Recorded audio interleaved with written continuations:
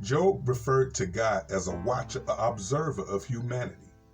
He was expressing his feelings that God seemed like an enemy to him, someone who mercilessly watched him squirm in his misery.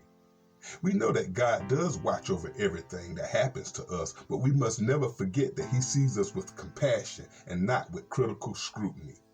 His eyes are eyes of love. Welcome back to the program, everybody. I'm Reverend Said, and today we're going to be reading Job chapter 8, verse 1 through 22, Bildad's first response to Job. And if you ain't did it already, please go ahead and hit that subscribe button, like, share, and comment on any video on this channel. All right, let's begin our reading at Job chapter 8, verses 1 through 22. Bildad the Shuite replied to Job, "How long will you go on like this? You sound like a blustering wind. Does God twist justice? Does the Almighty twist what is right? Your children must have sinned against him, so their punishment was well deserved. But if you pray to God and seek the favor of the Almighty, and you are pure and live with integrity, he will surely rise up and restore your happy home. And though you started with little, you will end with much. Just ask the previous generation. Pay attention to the experience of our ancestors. For we were born but yesterday and know nothing. Our days on earth are as fleeting as a shadow. But those who came before us will teach you. They will teach you the wisdom of old. Can papyrus reeds grow tall without marsh? Can marsh grass flourish without water? While they are still flowering, not ready to be cut, they begin to wither more quickly than grass. The same happens to all who forget God. The hope of the godless evaporate. Their confidence hang by a thread. They are leaning on a spider's web.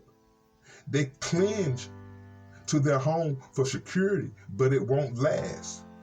They try to hold it tight, but it will not endure. The godless seem like a lush plant growing in the sunshine, its branches spreading across the garden. Its roots grow down through a pile of stone. It takes hold on a bed of rocks, but when it's uprooted, it is though it never existed. That's the end of his life, and others sprung up from the earth to replace it.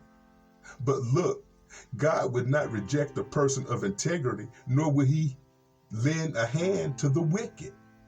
He will once again fill your mouth with laughter and your lips with shouts of joy.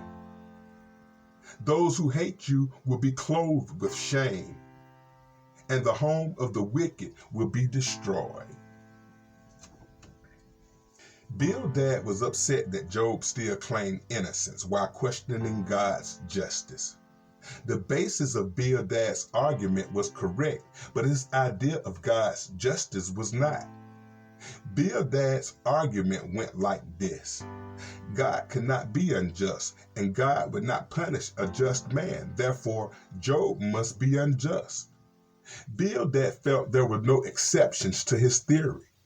Like Eliphaz, Bildad wrongly assumed that people suffer only as a result of their sin. Bildad was even less sensitive and compassionate, saying that Job's children died because of all of their wickedness. All right, everybody, that's going to wrap up our reading for this morning. Please join me on the next episode where we'll be reading Job chapter 9, verses 1 through 35, Job's third speech and a response to Bildad. Y'all stay blessed.